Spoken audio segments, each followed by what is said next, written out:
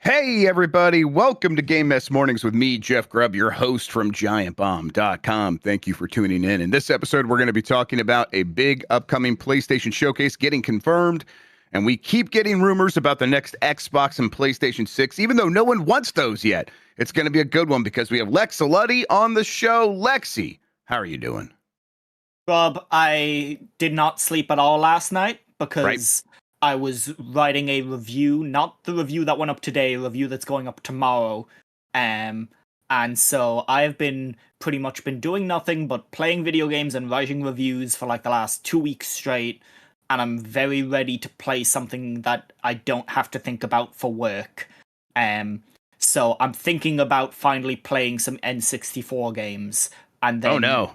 Yeah, and then getting mad again because I instantly am like, oh no, this is bad. Why am I doing this? How are you, Grubb?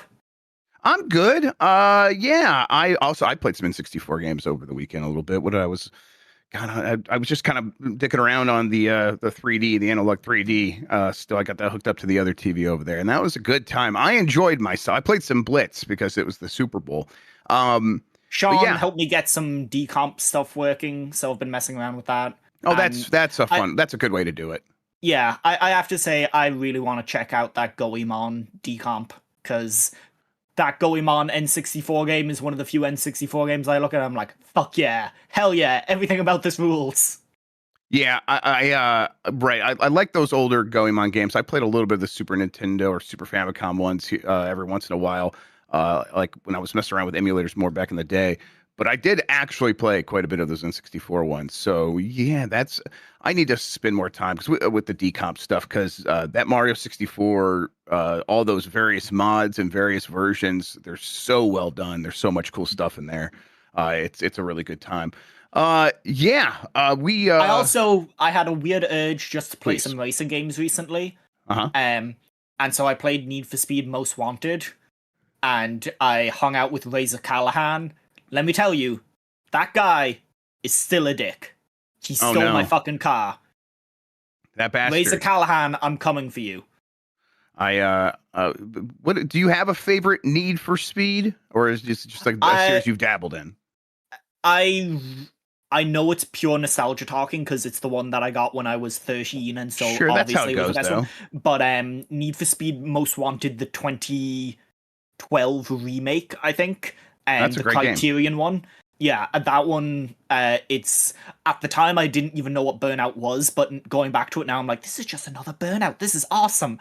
And yeah, that game rules, and the original Most Wanted is pretty good too. Yep.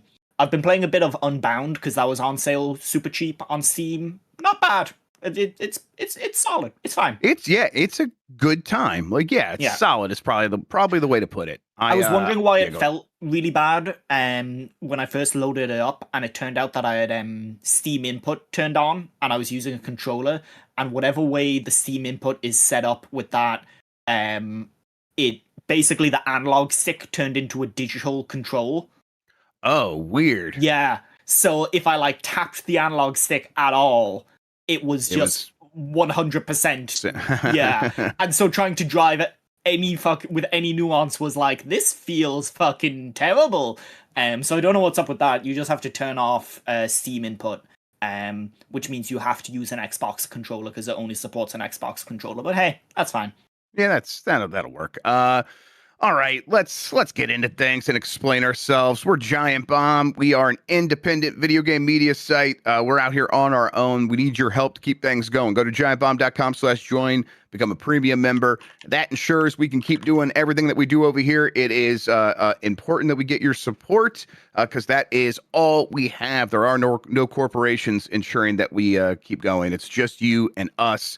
And we're happy to be here for you. Let's keep things going. If you do become a premium member by going to giantbomb.com/join, you get goodies. You get a Grubb Snacks Premium. I'll have a new one this week. I don't know. That PlayStation State of Play got confirmed. Don't know if I could say much about what's going to be in there. We're going to be seeing it in a couple days, but maybe we could talk a little bit about it.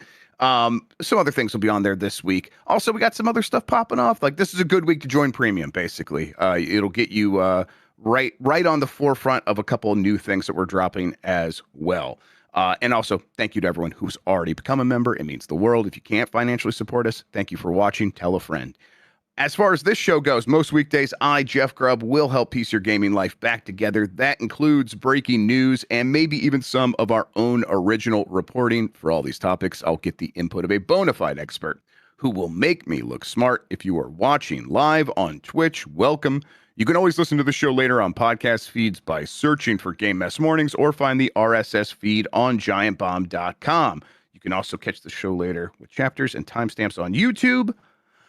Hello, YouTube. All right, we have a lot to get into, so let's start the morning mess with Yakuza Kiwami 3 and Dark Ties reviews. It has a 74 on OpenCritic, 7 out of 10 from Miguel Morin at the 6th axis. Yakuza Kiwami 3 and Dark Ties is a combo of action adventures that longtime fans of the series will have hours of fun with. The added gameplay features and altered visuals, unfortunately, contrasts with the story experience in a way that doesn't feel as authentic to the original experience as I would have liked. PlayStation Universe's Michael Herodence gave it an 8 out of 10 and says, Yakuza Kiwami 3 and Dark Ties is a top-notch package bringing some great new content with the Dark Tide side story worth the price of entry alone. There's some questionable changes and additions to Yakuza 3 that will irk some longtime fans, but overall this is a brilliant remake and easily the most ambitious in the series to date. And then Robert Ramsey at Push Square gave it an 8 out of 10 and said, Yakuza Kiwami 3 and Dark Ties is one hell of a package. Taken purely as an expanded remake, it's an absolute blast for both fans old and new, but questionable changes to the story and its cast will inevitably stain the experience for plenty of people. It's such a shame that these unforced airs muddy the waters because we think Kiwami 3 is probably RGG Studios' best remake to date and one of the strongest titles in the series with regards to gameplay. If only we had a longtime fan here to tell us about it. Grubb, have you looked at what my review is yet? I have not. No. Do you want to guess the score? It's a 100-point scale that gamer guides use. So. All right. I believe you're going to come in hot on this one. I'm going to go with a 60. Bit lower. Oh, really? Okay. 59. I gave it a 20. Oh boy. I've as a longtime fan of this series, playing this game was such a bummer. I've rarely felt so bummed out playing a game. Some of it, the second biggest reason, because the biggest reason is that they cast a creep and that the way that they portray that creep is also kind of fucking upsetting. And the fact that that creep is going to maybe be an ongoing factor with the franchise because of the way that Yakuza 4 goes down. That's obviously the biggest problem with the game. That is a reason a lot of long-time Yakuza fans aren't even buying this game. They're not interested in it. They feel kind of betrayed by the series and the principles that the series have kind of put itself forward as representing. The stuff that I can't talk about is the narrative changes, which mainly come later in the game. Boy. Oh boy. I will say the stuff the stuff that I can talk about, I think the combat is a really big downgrade from the usual fare. They have implemented a new system called the Aura system, which is essentially a guard break. In reality, what that means is most enemies just have like a 50% damage reduction on any damage you do to them, and you will wail on them for about 3/4 of their health until the Aura break breaks, and then you can finally actually damage them normally. And it's a slog. As someone who's played all those older games, it's the worst feeling combat outside of Dead Souls, and Dead Souls has its insane control scheme going on. It as someone in chat says, Yakuza 3 lives. Yakuza 3 was an idea with Yakuza 3 where enemies blocked a lot, and so the community dubbed it Yakuza. This seems to be like a really misguided attempt to like bring that back in some way and modernize it. They called it Yakuza because they loved it. That's why. Yeah. That's why I got the moniker. I'll also say the side content in this game, as someone who loves the side content in these games, as someone who did all of the side content in this game, who has put over 60 hours into this game for review, it's some of the most repetitive that the series has ever had. The sub-stories are like uniformly pretty mediocre in a series where sub-stories are usually really fun and charming. The bigger side activities, which includes like Kiryu joining a biker gang and Kiryu running the orphanage. In the case of the orphanage, it's all reused mini games from Ishin, which is fine. That farming mini game in Ishin was pretty fun. Right. But in the case of the biker gang stuff, it's really rough. It is on the same map over and over again. You do it like 24 times, basically running through the same waves of enemies over and over and over. And then Dead Souls, or Dark Ties, sorry. Dark Ties is the standalone prequel, which focuses on Mine, which, you know the movie Dracula Untold? Yeah. Yeah. Kind of. At the end I'm aware of it. At the end of that movie, it goes from being like, ooh, Dracula times, whatever, castles and everything, to modern day. And it turns out that Charles Dance, who was the evil vampire in that movie, lived, and so did Dracula. He also lived. And Charles Dance is watching Dracula from afar, and he puts down his newspaper and he goes, "Let the games begin."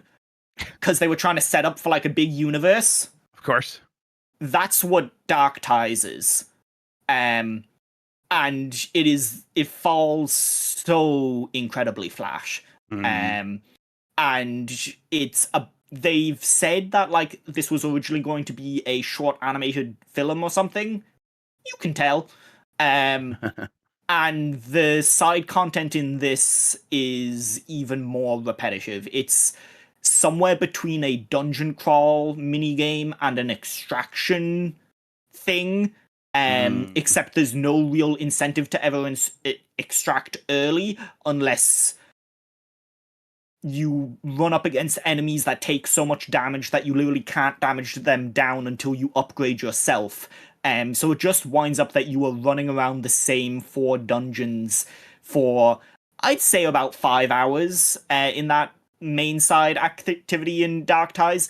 There's very few things in this game that I feel good about as a long-term fan, because everything about this game feels like it is a step in the wrong direction for the series. Graphically, it's a big step down. There was a lot of unfinished assets. There's voids into nothing in key scenes atop the Millennium Tower. There's a lot of stuff where the Dragon Engine, which is now 10 years old, doesn't look any better than it did in 2017 when Kiwami 2 came out. Right. In fact, in places it looks much worse. Mainly in daytime, which is something that the engine has struggled with for a long time now. And especially since they started adding HDR to the games, it has really struggled with HDR balancing, and that doesn't look great. And yeah, this game just doesn't seem like it was a priority. RGG are also working on Stranger Than Heaven and Virtua Fighter, and you look at the credits of this game, and a lot of outsourced studios are in it. There is much less RGG representation there than there is like Yuke's worked on this game. So it seems like other teams were given tech that they probably weren't familiar with, right. And it shows in a lot of places. And on top of that, the writing choices, it feels like it has contempt for the original. Like, the things that they change feel like someone really didn't like the original game, which is just kind of baffling. If you're a fan of the games and you've played it before, and you think about some of the important moments in that game, the ways that they change it just feel like someone 20 years ago got in an argument, lost the argument, and now they're like, I'm going to fix it. You know, the main guy's gone now, I'm going to fix it. And this also happened with Zero. So it's a thing that the community has been very persistent on, is that these changes feel frustrating. What was Yakuza Three's sort of like? How did fans view it at the time when it came out? At the time, it was divisive because one, it was kind of not many Western journalists played Yakuza 2 because it came out in 2008 in the West on the PS2. Like, Right. no one played it, so there was a very small fan base, which meant that the people reviewing Yakuza 3, a lot of them hadn't played Yakuza 2. And that game has quite a slow and deliberate pace. The first two chapters of it are basically you running the orphanage. Um, that is something that when I played at the time, I was like, I don't like this. Looking back on it now, having played 4 and 5, so much of that stuff with the orphanage is so important to where that franchise goes and what it builds to that it makes a lot of sense. This game makes the bizarre choice of padding out those two chapters, chapters 2 and 3, with stuff that isn't the orphanage stuff. Like, it will be like, hey, go recruit 10 people for your biker club. I'm like, I don't care about my biker club. I really don't. And you can't progress the story until you do that. So yeah, I think that I expected this game to review a bit lower. I knew I was going to be on the low side. I kind of expected that there would be a few more people who would be on the low side. I've talked to a few people who've played it and aren't reviewing it who feel quite similar to me. Of it's a real disappointment. Like, OGG have had such high standards for so long, and I just worry about where that studio is going. So yeah. Yeah, that this is hopefully we could chalk it up to it being deprioritized, which is a shame in and of itself. But it's like, okay, well, let's see what happens with these other games that they are prioritizing. Hopefully, that's where the effort's going, and we'll just be like, okay, hopefully they could turn an eye back to Yakuza and fix things up here going forward. I think it looks like the review score is probably going to start trending downward. VGC gave it a 2 out of 5, I guess. Someone in chat just said. Yeah. Play Day One, which used to be Xbox era, they rebranded everybody. In chat said they gave it a 6.5, I think. So yeah, it's starting to trend a little bit lower. And I'll also say I've gotten a few comments already of being like, "Oh, this is a troll review. This is for like clicks or whatever." Sure. Like, a review scale is there to be used, and this is something that I've advocated for a long time. Is if you're going to give me 100 points on a scale, I'm going to use 100 points on the scale. If there's certain scores that are off limits, what are we doing here?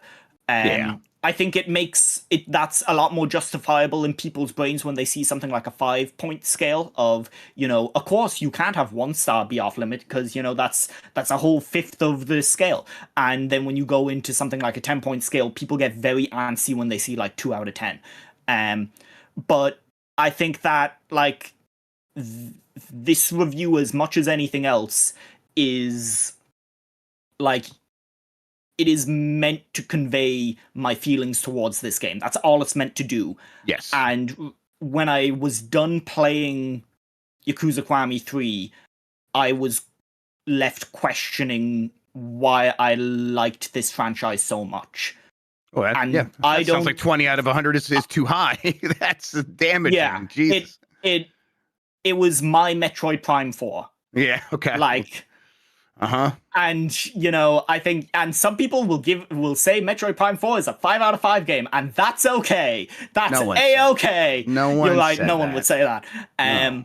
But like, it really feels like the culmination of a lot of bad blood between OGG and Tech Dash and ongoing systemic issues with things that they haven't iterated on. I think I messaged Sean when I was reviewing this saying, like, I understand how Pokemon fans feel now.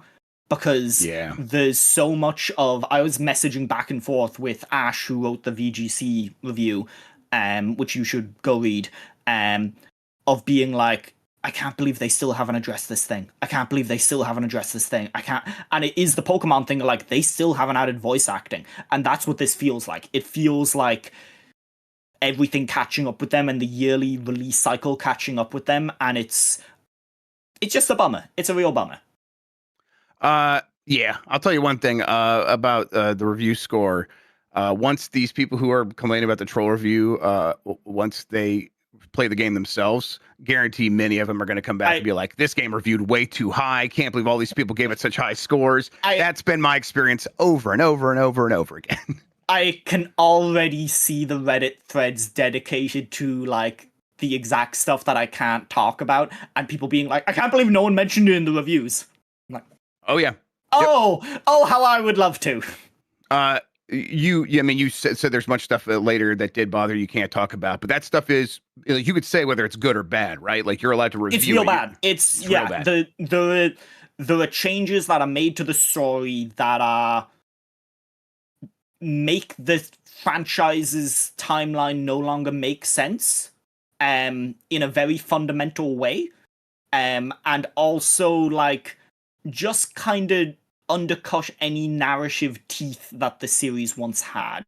Yakuza 0, I think I've told you this before, Yakuza 0, the director's cut that they released on Switch, added like 4 new cutscenes, and in 3 of those 4 new cutscenes, they retconned characters' deaths. Right. Like 3 characters, they were just like, actually, they didn't die. He survived the car explosion. It's not dissimilar to that, where it's like, oh, any stakes that these games have basically mean nothing now because it's becoming very clear that none of this matters. There's no stakes to any of it. And it's just a real bummer. Well, yep, that sounds like a shame. Hopefully things can improve with future games. I'm still hopeful for what's Project Century called now? Stranger Than Heaven, and that is a game I really hope is good. I really hope it's good. For it. I am rooting for Virtua Fighter. They both look killer. But right now it feels like the Like a Dragon franchise is like not a priority.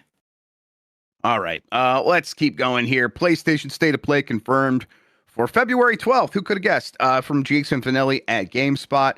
After some rumors in the past couple of weeks that it was in the works, the first PlayStation State of Play of 2026 has been confirmed for February 12th at 2 p.m. Pacific time, 5 p.m. Eastern. Let's see. That's Thursday, right? Let's see. Thursday. Yeah, we'll talk over that, everybody. We'll make that work. Official PlayStation social media accounts have confirmed not only the date and timing of the event, but also that it will include 60-plus minutes of news, gameplay updates, and announcements from game studios across the globe. No word on what the 60-plus minutes will include. Has Sony confirmed any third-party studios will show up or anything like that? Yeah, okay. It's about time. This makes sense. This fits with how they've done things before. It does feel like we do need this state of play. I would imagine that this one is still not going to be like the PlayStation Showcase E3 style thing where it's just going to be a banger after banger. There'll be a mix of, a lot of partner stuff. I'm sure there'll be a long anime game block. There'll be a bunch of other stuff. I do expect them to have at least a couple of first party games, things that will be launching soon and things that they can tease for the future. Because, I mean, maybe I'm missing something. Like there's Wolverine, right? But what else do they have to tease right now? Yeah, do you think that God of War thing finally shows up? Is it time for that? Who could say? Who could say? Who could say? Who could say? Who could say? I certainly could not. Yes. Yeah. We all have things this episode that we can't say. Yeah. It's such a fun way to go about talking about things on a podcast. It is not being able to say things. Is there any like pie in the sky stuff that from Sony that you've been waiting on, that any like studio updates you want to hear? Like Wolverine might get a new bit of info or something. You just like you shook it loose there by like mentioning the God of War thing, which is the 2.5D Metroidvania style thing that I talked about before. I have been craving the original God of War games. I would love for them to, but the thing with that is, I think last year was the anniversary. It was, and people were like, it's happening, and then it didn't happen. So the fact that it didn't happen then makes me worry that it's not going to happen. But it's more likely to happen now that the TV show's in production. I can totally see someone at Sony being like, hey, TV show's in production, we gotta get these out, because did you see what happened with Fallout? Did you see the bump those games got? Yeah. So I could see it being more likely to happen now. or at least another meeting being had, and people making the point again are like, no, we should do this. I know it's a pain to get a PS3 game running on anything, but like, we should do this. Yeah, I wonder how they'll, it sounds like they have a PS3 emulator. Do they go that route and just collect them, or do they sort of remake them slightly with just keep those games the same, but just replace the visuals, and then maybe I don't know, de-emphasize the threesomes? Where are we at with that sort of era of sexualization in video games? Is it sort of like going back to being kind of like, is it like dudes rock? Is it kind of dudes rock? It's not, but it's like something nostalgic about it, where it's like, God, we were so dumb, just leave it in there. So here's what I draw. There's an era of PS3 games where you're like, oh, fuck yeah, this is dumb as shit. And then there's an era of PS3 games where you play that Twisted Metal reboot, and there's a Japanese roadster called the Kamikaze, and it has a Rising Sun flag on it, an Imperial Rising Sun flag on it, and you're like, oh, maybe some of these games don't need remakes. And it's a very fine line that you have to walk. It's razor's edge kind of stuff. I would like that. What fair games? Does fair games show up here? It's still Jay Raymond's no longer there. It's still alive from last I heard. Maybe they wait until after Marathon happens. Yeah, I think if Marathon comes out and it goes down well, then suddenly they can be like, fair games, it's our next one. Hey, fair this game one could also be good. But if Marathon comes out and it's bad, or it doesn't hit, then that's going to be a problem. And so yeah, I don't know. That's a good one. Obviously the studios like Blue Point, but it seems like they had to start from scratch not that long ago. Like a lot of the studios just feel like they're a ways out. Like Insomniac, Sucker Punch are obviously now only just reloading, and they've made very clear they're a one studio game. So yeah, I think this will be very partner heavy, which makes sense. They're positioning it as a state of play. So even if we get a few interesting partner reveals, like at the last state of play, we got Final Fantasy, the Evil East Chronicles Tactics, and like, even if that's not the biggest game, that's a cool fucking game. It's a cool thing that they got made, and it's cool that it was like got a platform and it did pretty well. So like stuff like that, I'd be happy to see. Yeah, Marathon is out March 5th. Apparently, people are excited about it, Pep. Now, I mean, the tenor in chat has certainly changed as we brought that up there. People sound like, yeah, last time I played that was good. That'd be very interesting if that does pop off again. Yeah, Phantom Blade Zero, they've shown that at State of Plays before. It does feel like that'll just show up again. Yeah, we'll see. An hour long, it will probably have quite a bit in there, but yeah, I'm sure there will be nothing there that Jeff Bacala likes. Well, yeah, that'd be weird if it did. That'd be weird if there was something there that he enjoyed. That'd be bizarre. Unless like American McGee's Alice or something shows up. That seems like a game that he would love. Yeah, they're just an American McGee head is what we call him. All right, let's see. Let's take a break. We'll come back. We'll talk about that Pokemon Super Bowl ad and some leaks from the Pokemon Company and a bunch more with the rest of the headlines. If you want to skip out on the ads we're about to go to, you can go to giantbomb.com/join. Become a premium member. There you can find ad-free versions of the audio and video show. Get that. In the meantime, we will be right back.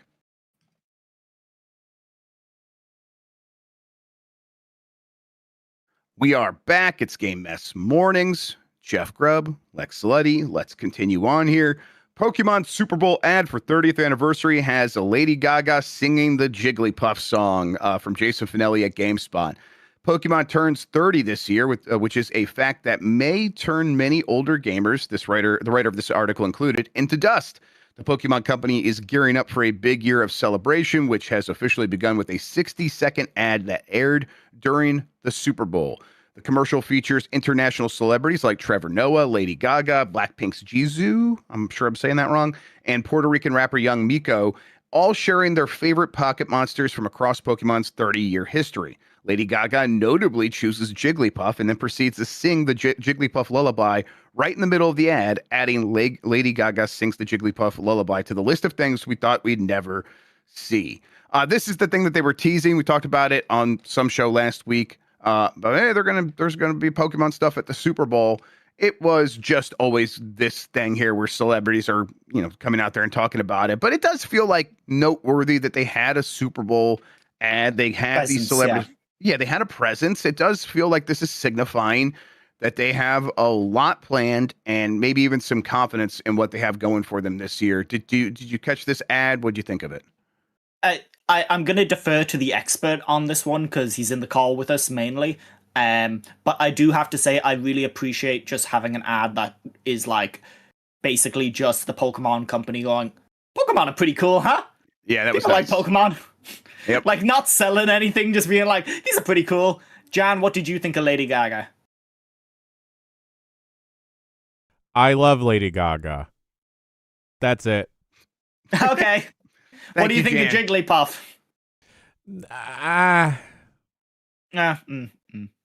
I think Jan will have to be re-won over by the Pokemon Company, and maybe there's a chance that could happen with the new Pokemon 10th Gen games that are gonna launch this year, more than likely. And screenshots have leaked from that game. This is from My Nintendo News. Centro Leaks, who has been consistently publishing and uploading various bits of leaked data from the Pokemon breach, has today uploaded some beta screenshots from the 10th generation Pokemon game, which we know is likely titled Pokemon Wind and Wave. These screenshots are clearly early and were from a build dating back to July 2024. Naturally, the finished product should look remarkably better when it's revealed on Pokemon Day. Here's what's been leaked. There's a whole bunch of screenshots. Some of the screenshots are like unfinished buildings without textures, and you know what it looks like, Lexi? Pokemon game? It looks like the last Pokemon game. This unfinished build here looks a lot like the last one. I don't know. People who have a better understanding of these games than me have seemingly been looking at some of this stuff and feeling confident, feeling more like there's some interesting stuff. There's like an underwater area. Maybe you go underwater and capture Pokemon down there. They're also, I think, thinking it could look better. Also, this game, apparently, the documentation we've seen suggests it will be Switch 2 exclusive, which at the very least means they'll be able to brute force some performance into this game. The recent Pokemon Legends ZA. Oh, that's what you say now. That's what you all say now. I think that it's still probably going to be like, oh, if you compare this to anything else, it is going to be real rough, but it'll be better than if it ran on the Switch 1. A little bit surprising. They typically don't do that with the first big entry of a new generation on a new hardware. They kind of cross-gen a little bit because they like to sell to the most people possible, but not this time around. Maybe they viewed Arceus as that? I think that, I'm sure that, Legends, yes, I think that would probably be Legends. ZA. Yeah. That's definitely part of it. I think the other part of it is they knew they had to sort of change things up because the ninth gen game was so poorly received in terms of its tech that they're like, we need to improve things here a little bit. And one of the options available to them was, well, then let's not try to make it for the Switch 1. Let's just make it for the Switch 2 and kind of use that as the baseline. And that'll inherently make the game just look and run better than it would have on the Switch 1. Either way, this does feel like it's lining up to be Nintendo's big game for the Switch 2 this holiday. And it really does feel like a statement for the Pokemon Company where it's like, hey, have you figured this out or not? It's kind of now or never. I don't expect it to have voice acting, Lexi, but I do expect to see a noticeably improved game versus the 9th gen. Is that a fair expectation for the Pokemon Company and Game Freak? Noticeable is such a strong word. I think there's some wiggle room in noticeable. Yeah. I think this game will be less instantly identifiable as subpar. It will pass the sniff test. But I do think that Pokemon fans will continue to have the same problems that Pokemon fans have had with these games for a long time. And there's just it's not like their bad behavior has been, punished. Those games keep on selling. If anything, they're being rewarded for 25 million every time. Yep. Yeah. So it's, it doesn't do them any harm. So why would they change? Like if they saw a decrease game over game and they were like, oh, clearly people are getting upset and not buying these, like, no, that they say they're upset, but they're still buying them. They keep buying them. Yeah, I mean, I think, what we always see with that is the next game, regardless of quality, sort of pays for it. I guess I don't know if it's possible to like glean that from Legends ZA, from Legends 2. Because it's like that is off to the side, but it seemed like that game did just fine. If anything was going to get hurt, it would definitely be this one, because it's like, yeah, I mean, Jan here's written a note. I have no faith. I think there are some people who were once Pokemon diehards who feel that way. Will it be enough for that to be noticeable? We'll have to wait and see. I remember Assassin's Creed Unity doing just fine, and then it was Syndicate that was by all accounts a very good game. One I never played, but I didn't play it for a reason. By all accounts, that was a very good game, and yet that one is the one that sold very poorly because it paid for Unity's sins. We'll see. I think you might still be right, though. And also it featured British people, which, just get out of my games, right? Oh, yeah. Finally, an ally on Giant Bomb. I'm here for you. God, I think that you're probably right. That even with all of that said, we're probably viewing an audience for Pokemon games that does not care, and maybe even many that don't even know that these games have a bad reputation for performance and for just their tech. And they're like, I like my Pokemon. I do genuinely love the fact that Pokemon games every single year at this point are basically that Call of Duty Modern Warfare boycott Steam group, and them all playing it. Like, it's the best. It rules so much. Yep, that's basically Pokemon over and over again. That's it. They've gestured toward improving this game. So I'm curious to see what that ends up looking like. I would like to get back into a Pokemon at some point. I would too. I CA was like right. The idea of Pokemon in theory. I love RPGs. I love little freaks. I love growing and fusing monsters. That sounds great. It would be nice if one of those games felt worthwhile. I think Zachy might have it in chat. It does feel like a lot of people matured up into the Persona franchise instead. And that's where the Pokemon fans that got disillusioned went over there instead. And now they get to wait for those games to come out once every 55 years or whatever it is. All right, moving on. Disney's search for a new CEO disrupted gaming plans, apparently. This comes from Eddie McCoo at GameSpot, and also the screams of John Drake. The Walt Disney Company recently named a new CEO, Josh D'Amaro, and now it's been reported that the months-long search to find a new top executive disrupted plans for gaming. The Wall Street Journal reported that the plans for leadership change, the plans for leadership change at Disney made it difficult to make consequential decisions about Disney's future. This apparently impacted Disney's gaming plans specifically. In recent months, executives... There was no Coke Zero in the office, and Drake just couldn't work. Oh my God! First of all, it's Diet Coke. Oh my God! Diet Coke. Sorry. On Instagram, John Drake posted a fucking Diet Coke story, and I liked it. Yeah, I'm like, I'll engage with John Drake's addiction. It's funny, whatever. Since then, I've gotten no less than 20 Diet Coke influencers in my algorithm now. This guy has poisoned my internet with his aspartame. And in recent months, executives have discussed potential partnerships with game companies, but shelved the topic until a new CEO started, the Wall Street Journal reported, citing a source with knowledge of the situation. No further details were divulged, but this comes after a report from 2023 said Disney was interested in pursuing a purchase of Electronic Arts. That didn't happen, and now EA is being bought for $55 billion by a group of investors, including Saudi Arabia's PIF. D'Amaro has long been a champion of gaming within Disney. He spearheaded Disney's $1.5 billion investment into Epic Games to make a, quote, transformational new games and entertainment universe. One of these projects is the long in development Fortnite Cross Disney project, which still remains largely mysterious. D'Amaro has spoken very enthusiastically about growing Disney's business with gaming and by taking risks. D'Amaro currently runs Disney's vast Disney Experience teams, which operates the parks and cruise units, as well as the consumer products and video games. He will officially become CEO in March. So it's like, okay, yeah, there was a lot of things on hold. Maybe this did affect their ability to like make a decision to spend $55 billion to acquire EA, things along those lines. It probably like filters all the way down because Disney's very controlling, right, Lexi? Where it's like they want to have a say in how their IP They're is a used. hands-on partner. They're a hands-on partner, and I bet there are times where it's like that does actually go all the way up to the top because they're that hands-on, and I bet that's caused headaches that were probably just normal-sized headaches to turn into big headaches during the last couple of years. But okay, now he's installed.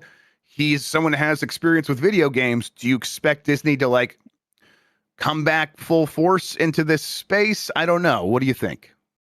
I don't know.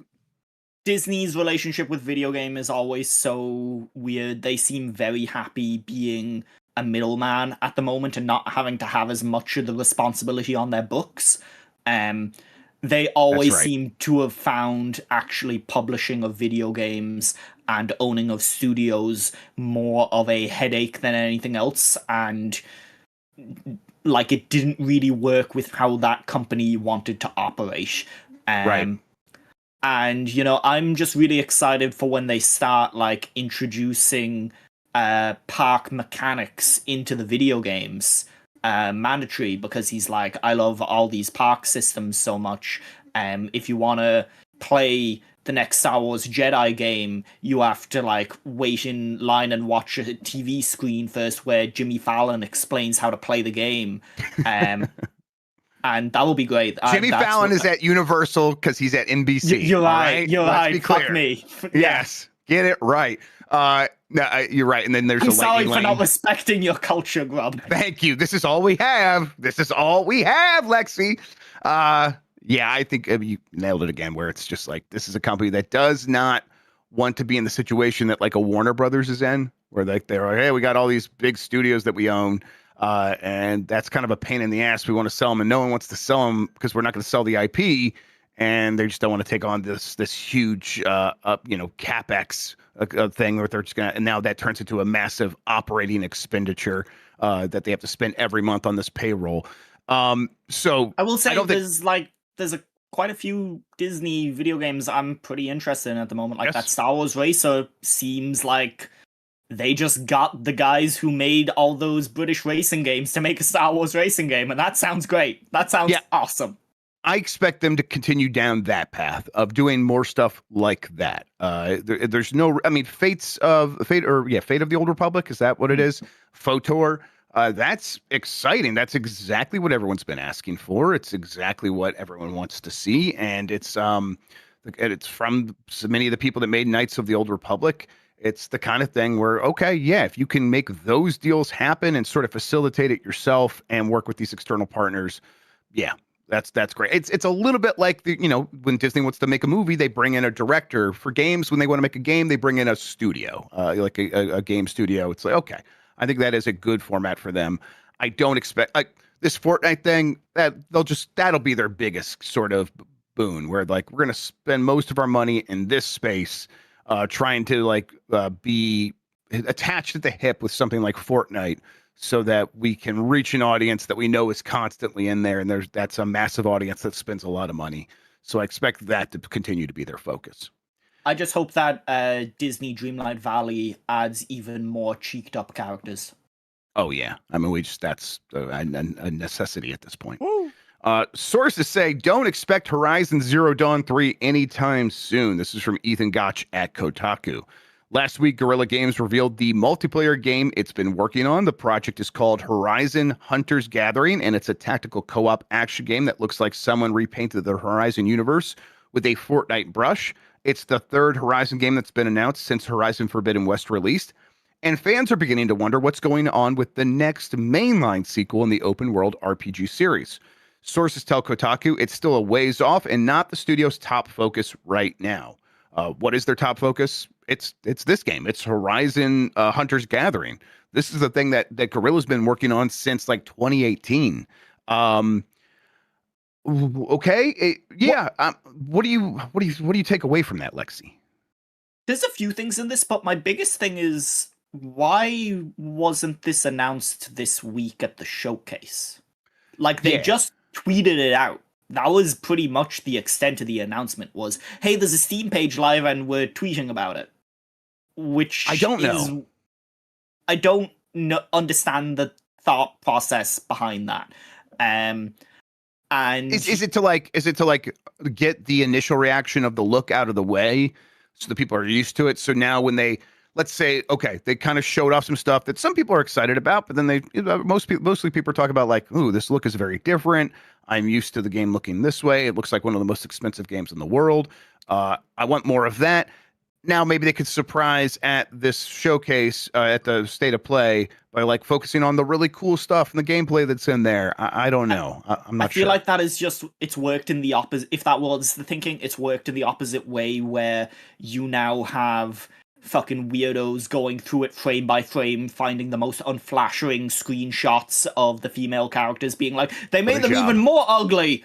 And it's, you know, I feel like just showing a big chunk of that game and what it is, it probably would have sold it a lot better, because, like, I think Nikki was posting about this on Blue Sky, like, remember how exciting the idea of the multiplayer Spider-Man game was? Like, that just sounds like a good idea. Ultimately, like, I don't think multiplayer Horizon is a bad-sounding idea for a game. Like, the combat in those games is pretty fun, and I could see it being fun with multiple people in a kind of Monster Hunter-y way. But announcing it with, like, just a single post and not elaborating too much on it and, like, a short trailer and some screenshots really hasn't sold anyone on what this project is and why it's so deserving of their time and attention. And I think they have a lot of ground to make up on it already. And also the shifting art style just seems like a strange choice, because those games look so good. Like, that was the thing that they could kind of hang their hat on no matter what else, is they looked really fucking nice. Yeah. And now they just kind of look like a Fortnite season. Yeah, I mean, you see why they can do that, or why they do that, right? It's like, oh yeah, it's cheaper, and you know, it's cheaper, and it makes it easier to like make new content, and it makes it easier to have a bunch of different skin packs that sort of can all fit this style. It's always difficult. But do they want it to be a live service thing? You know, like, that was always the thing with the Last of Us factions, was they had the come to God moment of like, we're gonna have to keep on. Yeah, they kind of realized, like, we can't keep on supporting this. Like, it wouldn't be realistic. So, like, does Guerrilla want to become a live service studio? I mean, I don't know. I mean, I think if this game makes that money, they would want it to be. I think the problem with Last of Us Factions is it wasn't going to change the visual style, so it's going to look like a Last of Us game. And then they had to like make all those skin packs attractive and make people want to buy them while still making it fit in Last of Us. Like I said, that game had a story and all that stuff. This one does feel like lessons learned from that. And it's a game that can make all that stuff work. And hopefully they just have a pipeline to where the creation of those items is super efficient and they can make like a good profit margin on them. That's what they want. I think there's going to be people who look at this game and be like, I don't care about the other Horizon games. This does look more appealing to me, and that'll be nice. But those Horizon games do sell well. PlayStation's made a lot of money off of them. That is their bread and butter. So it is curious to me that they aren't even really, it doesn't seem like they're really even working on it in earnest at this point, the next mainline Horizon game. Like, you would think, okay, when did the last one come out? It's been several years. 2020. That was early during the pandemic. Forbidden West was 2020? 2021, maybe. Either way, that's crazy. Yeah. Okay. Yeah, right. Then we're talking about like this. We should be talking about the next one. And I think they view this as the next thing in the Horizon series. And so when does 3 come out? 2022, people are saying. Okay. 2022, sorry. Those years really do blur together, don't they? Oh, yeah. It's all the same thing. Yeah, absolutely. It doesn't help that I was in college for those years. So, like, it was extra. Every day was the exact same. Yeah. I will say, quick shout out to Giovanni Colantonio on Twitter for highlighting, or on Blue Sky for highlighting that this game is a really promising sign of life that the Duskbloods is on schedule. Why is that? I'm missing the joke. Because it's going to release the same day. Oh, that's very okay. Incredible. That's Yeah. very good job. Yes, I can't wait for this game to get buried by something else. Absolutely. I am probably not going to play this. I don't know. We'll play it for work. Maybe we'll do it on like a UPF or something. I don't know. And who knows? Maybe I fall in love with it. It looks like a lightweight I mean, Monster in some Hunter. ways, Cool. they've probably hit it at the right time. Like Monster Hunter is in a low ebb, you know. Like there is potential for people to want one of these. I'm just not sure if it's going to have that same depth. We got more PS6 rumors. This is from videocards.com. A new round of rumors. Hell yeah. Hell yeah. Let's go back to the GeoCity days. That's right. New round of rumors for next generation PlayStation hardware is focusing on memory capacity.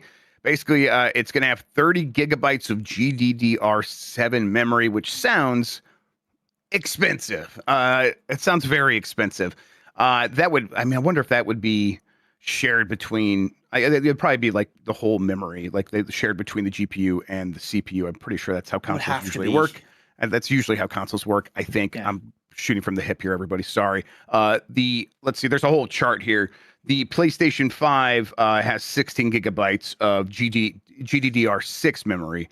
And that's right. Okay. And then, so this would have more memory, and then it would also have faster memory because it's GDDR7, which is significantly faster, but also significantly more expensive. Then the rumored PlayStation handheld, still the thing that would still be coming probably around 2027, 2028, probably 2028 at this point. That will have 24 gigabytes of low power, I think GDDR5X. So that's interesting. That's pretty close to GDDR6, and that means it should be able to run a lot of stuff that ran on PlayStation 5. Either way, what really, I think at this point, Lexi, when people hear that, the first thing they think of is, where are they going to get this from? Isn't all that stuff sold out? Isn't it going to be very expensive? I think the hope is we'll get on the other side of this, and that'll be right when these things go into production. But that is a hope at this point, and that is assuming all things go right. That seems like betting the house in a lot of ways. Like that, I don't know, that's putting it all on black. Like, I don't.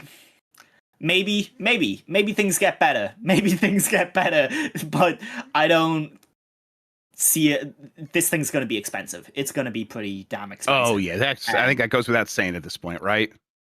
Like any which way, this new handheld, this new box, both are going to be by far the most expensive, even adjusted for inflation, that any of these previous consoles have been. And it won't be particularly close. Will they be able to justify it? That's going to be like the real question. Because like people still want to keep playing video games. The question will just become, will it become much more feasible that you buy a low power PC and either stream to it or just, have worse looking games running, or your games looking worse running on it locally. Which I do think, like, push come to shove, when you're talking about that much money, people will go for like worse looking games, or they'll just stop with the hobby, which is the real concern, So yeah, I don't know, everything's fucked.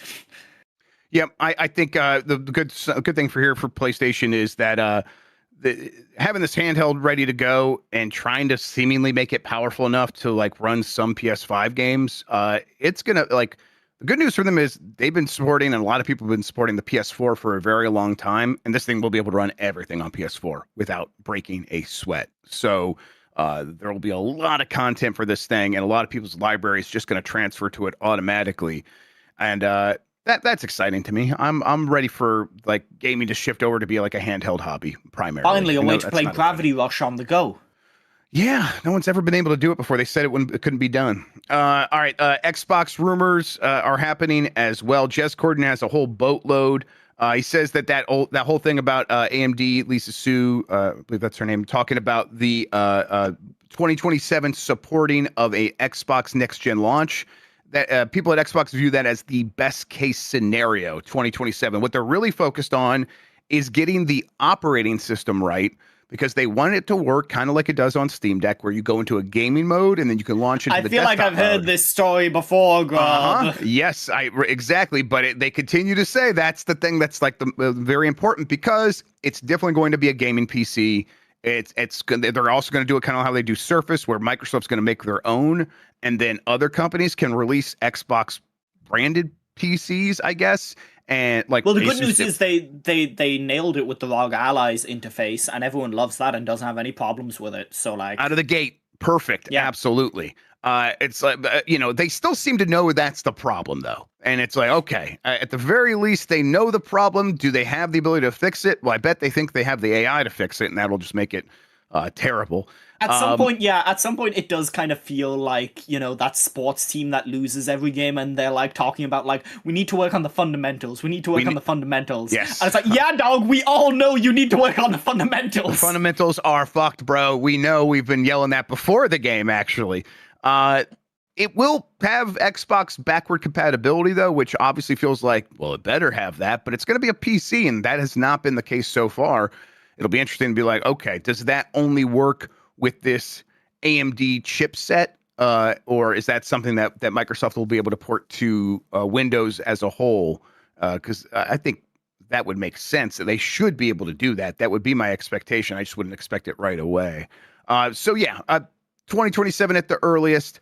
It is going to be all the things we've been hearing, like Epic Games. The Epic Store will likely just be on that thing when you launch it. I guess what this is really saying, Lexi, is the Xbox console is kind of dead. Like, after this, it's a whole different thing. And I think it's the thing it probably needs to transform into. But this is it in a lot of ways, right? Yeah. It almost doesn't feel like a news story, which is the weirdest part. Yeah. Like, everyone's just kind of like, oh yeah, of course. Like, this, we all knew this was happening. We've known this is happening for like years now. And it just kind of feels like, I don't know, at some point, how many times can people get away with being like, Xbox is dead? And it's like, maybe, I don't know, it's in a weird I think it's just in third place perpetually. That might just be where it's at. It might just not be the industry leader, Yeah, the hardware is just an afterthought, and we've known that for a long time now, and this just is like the period on that sentence, and they are interested in just selling Call of Duty everywhere, which this is a part of that strategy. All right, last story here. Discord will force you to scan your face or ID to unlock all of its features. This is from Zach Swisen at Kotaku. Big changes are coming to Discord next month. The company behind one of the most popular voice and chat services on the planet announced that all new and existing Discord users will soon have to prove their age via face scan or ID to gain access to the entirety of the app. On February 9th, Discord announced that as part of its long-standing commitment to creating a safer experience for teens, all Discord users worldwide will be shifted to a teen-appropriate experience by default. This change will happen in early March, and once fully rolled out, it means users who can't prove they are adults will lose access to a number of features and parts of Discord. Nice try, Fed, but I'm still not paying my taxes. This is... hey, I'm gonna go visit my friend Sam Porter Bridges and see if he can do some camera work for me.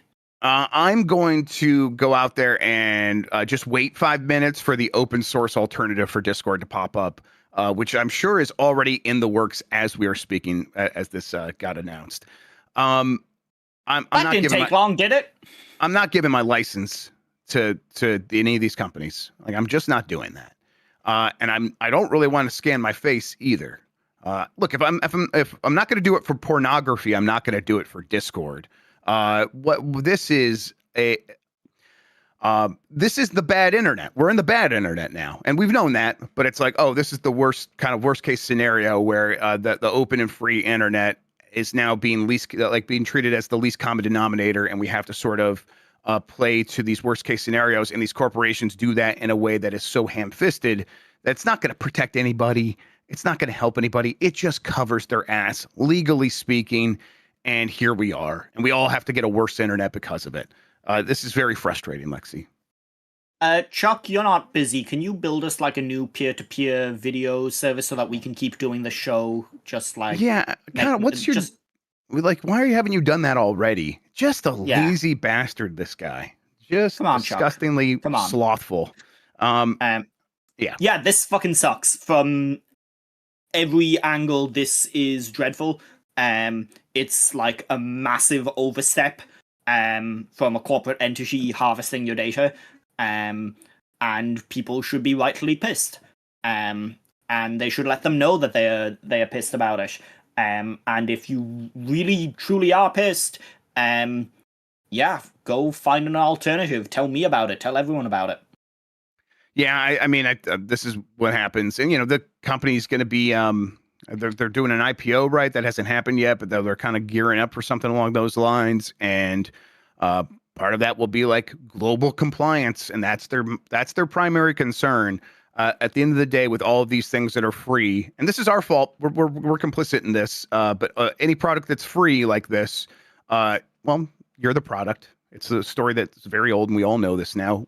All the users that are on there are the product that are now being sold, and they have to figure out ways to do that. And that they're not really concerned with actually keeping that experience pure or nice or as good as possible. It's just like all these other social media networks where, remember when it was good? Well, it had to change because if they made it bad, they'll make more money. And Discord will be the exact same.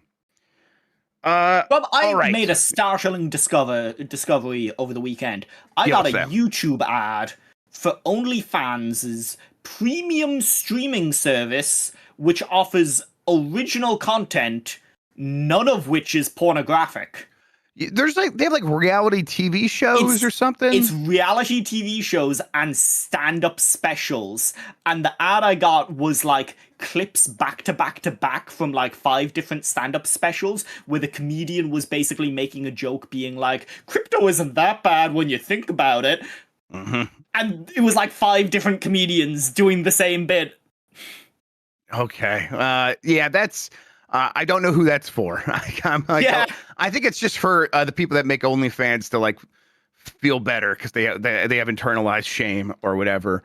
Yeah. Like it is literally like reading the interesting article next to the like fold out, next to the centerfold in Playboy. It's incredible that these companies keep thinking that people want things that aren't actually the service or utility that they provide. I get frustrated by this because it's like we know that what Discord's doing is not going to protect anybody. That people always find ways around things. But it's also like there is a way to tell if I'm an adult. It's if I have a credit card, and yeah, sure, kids can find ways to get that stuff. But it's like you already have my credit card information. You've had it for a long enough time that just by default that I am over 18. It's just a dumb thing that they have to. It's every time I open Steam in my browser and I'm logged in to my account, and then I open a game and it's like verify your age. Motherfucker, I've had this account. Yeah, log it. Right, and I think that's just a part of like a compliance for some country there, where it's like they have to do that because you have to ask every time. It's oh my god, make the internet worse just for no good reason for these the theater of security or whatever, the theater of protecting children, where we know that's not their real concern. All right, that does it for the headlines. Let's get to the poll question for Wednesday. We don't have one from Friday because we did the Bomb 12. As a reminder, if you go to giantbomb.com, you can scroll down and see the most recent Bomb 12. And there you could also submit your entry for the Bomb 12 for this Friday. There's a link on the left-hand side there. You should go do that right now, everybody. In the meantime, we have a new poll question, which is, I didn't write one down. You want to help me come up with one, Lexi? What do we got here? Are you still excited about like the future of RGG's games or something like that? What should we do? Yeah, go with that. Are you still excited about the future? Are you still of excited RGG? about like RGG's games after Yakuza Kiwami 3's reviews or something like that? We'll post that. We'll get the exact wording all fixed up and post that on the YouTube page for Giant Bomb. You go to the post there. You can vote. We'll get the results on Wednesday. On Wednesday, we'll have more Giant Bomb Game Mess mornings. before then, on Tuesday, we're going to have the Giant Bomb cast. Other things we're going to have on this website include some quick looks. One went up this morning. We should have some other ones this week for games we can't talk about yet. Mike's but yeah, due to be done his Black Club any day now, right? Like any month, it's been any a year while. now. Absolutely, yeah, it's been a while. He's just enjoying it so much. He likes to take his time in there. He likes looking very cool. Absolutely. I did really like when it was Mike's turn again, and I was like, it feels like not 2 weeks ago that it was his last turn. Mm-hmm.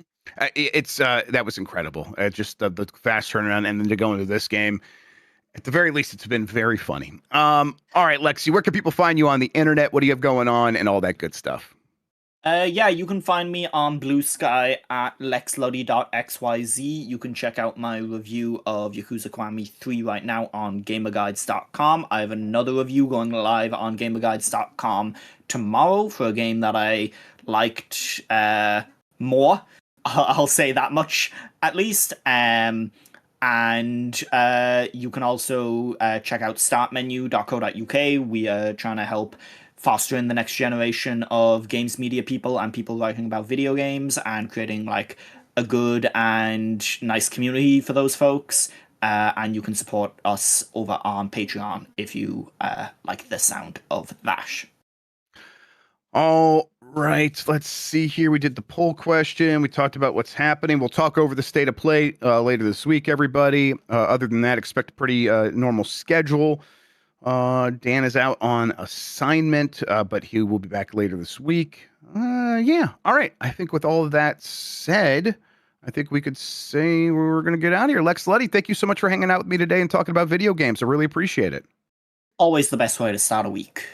Thank you all for watching and listening. You are the best audience in gaming. Until next time, have a good one. Take care of yourself, and goodbye.